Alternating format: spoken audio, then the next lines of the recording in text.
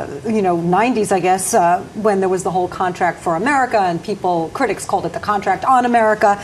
But, he says, hey, look, back then I collaborated with President Clinton. We produced a balanced budget. I took such a beating, and out of everybody in this field, the range of backgrounds, I'm the one with the willingness to take the beating, and I don't know any other way for this country to get back on track except to be willing to do that. Richard Fowler, is that the key here? Because let's face it, anybody who really wants to get something done is going to take a huge beating from the other side. Mm-hmm.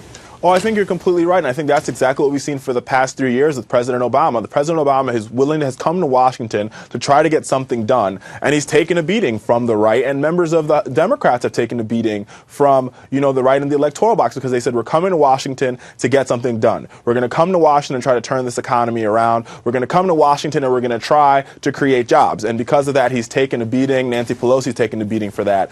Whether or not Newt Gingrich will take that same beating, I think the jury is still out. Newt Gingrich still has to first raise enough money to deal with the Romney machine, and on top of raising enough money to deal with the Romney machine, he still has to do well in Iowa. And both those things are going to be very hard for him with the fact that the GOP field continues to change, even though we're almost 30 days out from the Iowa caucus. So that, I think, is what's going to be the true determination of what happens. The true winner in all of this, Patty and TJ, when you look at all the debates that we've had and you look at all of the different changing of the colors and the changing of the flavors of the week with the GOP party, is President Obama. President Obama was able to stick to his message of we can't wait message, his jobs message, and he's been able to raise a lot of money while the GOP field tries to still figure themselves out.